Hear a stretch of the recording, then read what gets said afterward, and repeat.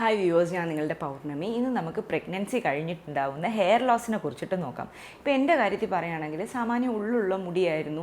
പക്ഷേ എനിക്കങ്ങനെ ഒരുപാട് നീട്ടിയൊക്കെ വളർത്താനായിട്ട് വലിയ താല്പര്യമില്ലാത്ത ഒരാളാണ്. അപ്പോൾ ഞാൻ എപ്പോഴും ഇങ്ങനെ തോളറ്റം വരെ ഇങ്ങനെ ആക്കി കട്ട് ചെയ്ത് വിടുമായിരുന്നു.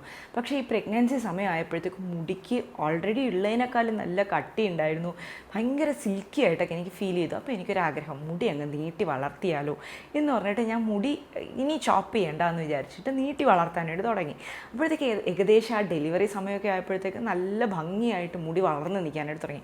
ഒരുപാടൊന്നുമില്ല, തോള് വരെ ഇത്രയൊക്കെ ഉള്ളൂ, എങ്കിലും സാമാന്യം നല്ല കട്ടിക്ക് നിൽക്കുന്നുണ്ടായിരുന്നു. അപ്പം തന്നെ പലരും പറഞ്ഞു, നീ പ്രതീക്ഷിച്ചോ ഇനിയൊരു മുടി കൊഴിച്ചിലുണ്ടാവും എന്ന് പറഞ്ഞു. 90% സ്ത്രീകളിലും മുടി കൊഴിച്ചിലുണ്ടാവും. ഇതിൻ്റെ കാരണം എന്താണെന്ന് വെച്ചാൽ, നമ്മളുടെ പ്രഗ്നൻസി സമയത്ത് നമ്മളുടെ ബോഡിയിൽ ഈസ്ട്രജൻ, പ്രൊജസ്ട്രോൺ എന്ന് പറഞ്ഞിട്ട് 2 ഹോർമോൺസ് വളരെ കൂടി നിൽക്കുന്നൊരു സമയമാണ്.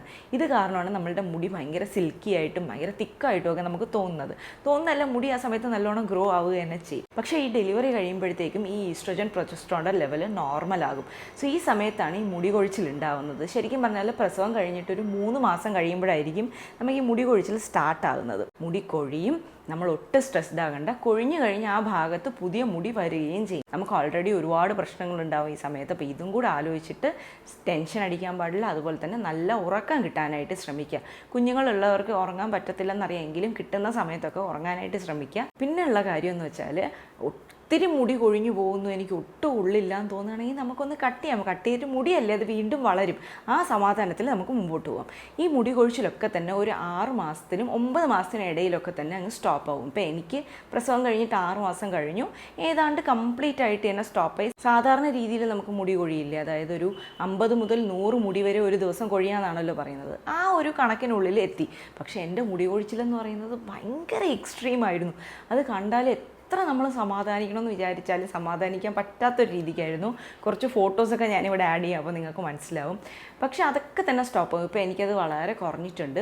അതിനായിട്ട് ഞാൻ എന്തൊക്കെയാണ് ചെയ്തത്, മുടി പെട്ടെന്ന് റീഗ്രോ ആകാനായിട്ട് എന്തൊക്കെയാണ് ചെയ്തതെന്നുള്ളത് ഇന്നത്തെ വീഡിയോസിൽ പറയാം.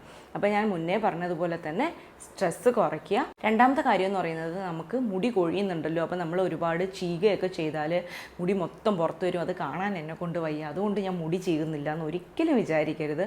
രാവിലെ ഒരു തവണ, രാത്രി ഉറങ്ങുന്നതിന് മുന്നേ ഒരു തവണ നിർബന്ധമായിട്ട് മുടി ചെയ്യുക. കാര്യം ഇത് മൊത്തം ഉള്ളിൽ കയറി ഇങ്ങനെ ഇരുന്നിട്ട് ഉടക്ക് പിടിക്കാം. അതല്ല, നമ്മൾ മുടി കഴുകുമ്പോഴത്തേക്ക് നമ്മൾ ചീകാണ്ടൊക്കെയാണ് കഴുകുന്നതെന്നുണ്ടെങ്കിൽ കൊഴിഞ്ഞ മുടിയൊക്കെ തന്നെ ഉള്ളിൽ ജട പിടിച്ചിട്ടിരിക്കും, ഈ അഴുക്കൊന്നും തന്നെ പോകത്തില്ല. ഇത് കൂടുതൽ മുടി കൊഴിച്ചിലിന് ഒരു കാരണമാകും. സോ ഒരിക്കലും അത് ചെയ്യാൻ പാടില്ല.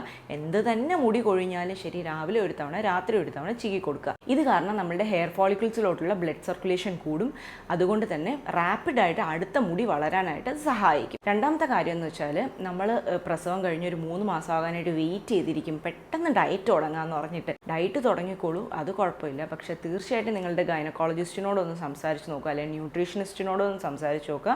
ഞാനിപ്പോൾ ഡയറ്റ് തുടങ്ങിക്കോട്ടെ എന്നുള്ളത് ഒരു അഡ്വൈസ് ചോദിച്ചു നോക്കുക. അതുപോലെ തന്നെ ഭയങ്കര ക്രാഷ് ഡയറ്റൊക്കെ തന്നെ പെട്ടെന്ന് അങ്ങ് സ്റ്റാർട്ട് ചെയ്യാണ്ടിരിക്കുക. മീറ്റ് ഐറ്റം നിങ്ങൾ കഴിക്കുന്ന ഒരാളാണെന്നുണ്ടെങ്കിൽ ചിക്കനും മട്ടനും ഒക്കെ ഒരുപാട് കഴിക്കുക. എഗ്ഗ് കഴിക്കുക, പാലിൽ നിന്ന് കിട്ടുന്ന ഉൽപ്പന്നങ്ങളുണ്ടല്ലോ, കേർഡ്, അതൊക്കെ കിട്ടുന്നത് പോലെ നിറച്ച് കഴിക്കുക. പിന്നെ ഫ്രൂട്ട്സിൽ നിന്ന് കിട്ടുന്ന ഷുഗർ നമ്മളുടെ വെയിറ്റ് കൂട്ടുമോ എന്ന് പേടിച്ചിട്ട് അത് അവോയ്ഡ് ചെയ്യരുത്. അത് നാച്ചുറൽ ഷുഗറാണ്, അത് തീർച്ചയായിട്ടും നമ്മളുടെ ബോഡിക്ക് ആവശ്യമുള്ള കാര്യമാണ്. സോ ഫ്രൂട്ട്സ് ഒരുപാട് കഴിക്കണം, വെജിറ്റബിൾസ് ഒരുപാട് കഴിക്കണം. പിന്നെ എന്താണ് അവോയ്ഡ് ചെയ്യേണ്ടതെന്ന് ചോദിച്ചാൽ, മൈദയിൽ ഉണ്ടാക്കിയ സാധനങ്ങൾ, ഫ്രൈഡ് ഐറ്റംസ്, മധുരം ഒരുപാട് അടങ്ങിയിട്ടില്ല, നമ്മളുടെ പുറത്തുനിന്ന് വാങ്ങുന്ന പാക്ഡ് ഫുഡ്സ് ഒക്കെ ഉണ്ടല്ലോ, അത് ബേക്കറി ഐറ്റംസ്, ഇതൊക്കെയാണ് നമ്മൾ കുറയ്ക്കേണ്ടത്. ഇങ്ങനെ ചെയ്യുകയാണെങ്കിൽ ഇതൊരിക്കലും കൂടുതൽ മുടി കൊഴിച്ചിലേക്ക് നമ്മളെ കൊണ്ടുപോയില്ല, പുതിയ മുടിയൊക്കെ വളരാനായിട്ട് സഹായിക്കും. പിന്നെ ഒരു കാര്യം എന്താണെന്ന് വെച്ചാൽ, കുഞ്ഞിനെ നോക്കണം എന്നുള്ളതുകൊണ്ട് നമുക്ക് ഒട്ടും തന്നെ ടൈം കിട്ടില്ല മുടിയൊക്കെ നോക്കാനായിട്ട്. അപ്പോൾ നമ്മൾ കൂടുതൽ ഒരുപാട് കാര്യങ്ങളൊന്നും പരീക്ഷിച്ച് നോക്കാതിരിക്കുന്നതാണ് നല്ലത്. കാര്യം ഈ മുടി കൊഴിയാനായിട്ട് ഇങ്ങനെ വെയിറ്റ് ചെയ്ത് നിൽക്കുകയാണ്. അപ്പോൾ നമ്മൾ പല കാര്യങ്ങളൊക്കെ പരീക്ഷിച്ച് നോക്കുമ്പോഴത്തേക്ക് ഇത് മൊത്തം ഇങ്ങനെ ഇളകി വരും. സോ വളരെ മിനിമലായിട്ടുള്ള കാര്യങ്ങൾ മാത്രം ചെയ്യുക. ആഴ്ചയിൽ 2 തവണ ഓയിൽ മസാജ് ചെയ്യുക. അതപ്പോൾ തന്നെ ചിലർക്ക് കഴുകി കളഞ്ഞിൽ ജലദോഷം വരും. അങ്ങനെയുള്ളവർ ഒരു 15-20 മിനിറ്റ് കഴിയുമ്പോൾ കഴുകി കളയണം.